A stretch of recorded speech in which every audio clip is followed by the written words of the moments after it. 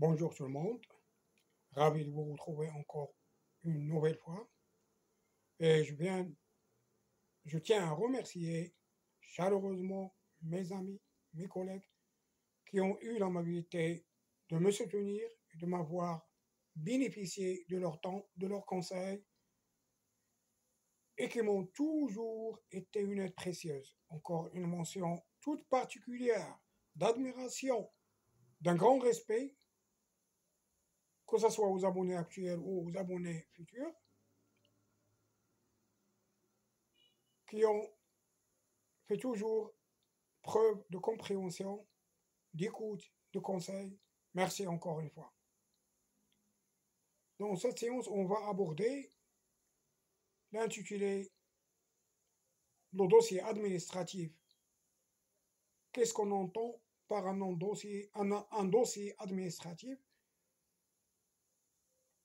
en ce qui concerne les justifications des capacités et des qualités correspondant aux conditions et formes de passation du marché de l'État. On a bien vu que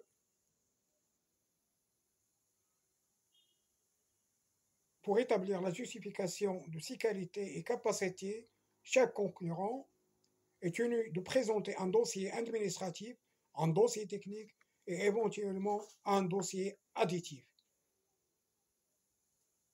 Dans cette séance, on va parler sur le dossier administratif. Qu'est-ce qu'on entend par un dossier administratif? Ce dossier comprend, premièrement, une déclaration sur l'honneur qui doit indiquer les noms, prénoms, qualités et domicile de concurrent, et s'il agit au nom d'une société, la raison sociale, la forme juridique de la société, le capital social, l'adresse de siège social, la qualité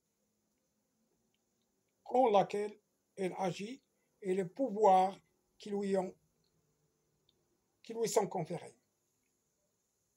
Il indique également le numéro d'inscription au registre de commerce, le numéro de la patente, le numéro d'affiliation à la Caisse nationale de sécurité sociale pour les concurrents installés au Maroc et le numéro de compte courant postal, bancaire ou à la trésorerie générale. Cette déclaration sur l'honneur doit contenir également l'engagement de concurrent à couvrir dans les limites et conditions fixées dans les cahiers des charges par une police d'assurance les risques découlant de son activité professionnelle et attester qu'elle remplit les conditions prévues à l'article 25 qu'on a vu, ce qui concerne les conditions requises des concurrents.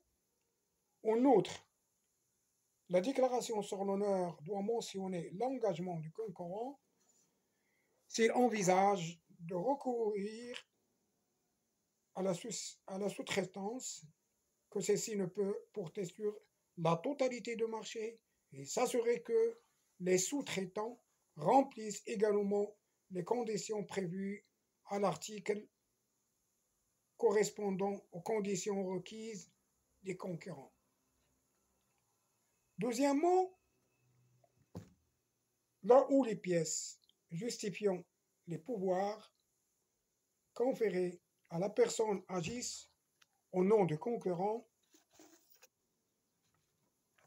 une attestation délivrée depuis moins d'un an par le percepteur de lieu d'imposition confiant que le concurrent est en situation fiscale régulière ou à défaut de paiement qu'il a constitué.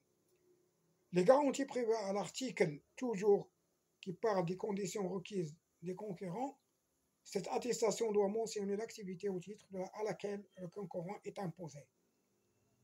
Troisièmement, une attestation délivrée depuis moins d'un an par la Caisse nationale de sécurité sociale certifiant que le concurrent est en situation régulière envers cet organisme, conformément aux dispositions prévues à cet effet est toujours à l'article correspondant aux conditions requises des concurrents. Quatrièmement, le récépissé de cautionnement provisoire ou l'attestation de la caution personnelle et solidaire en tenant lieu le cas échéant.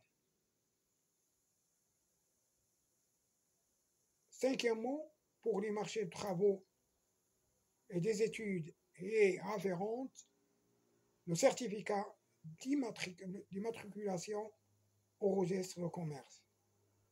Sixièmement, pour les marchés passés pour les besoins de la défense nationale ou de la sécurité publique, le maître d'ouvrage peut exiger les pièces justificatives de la nationalité de l'entreprise et de ses dirigeants.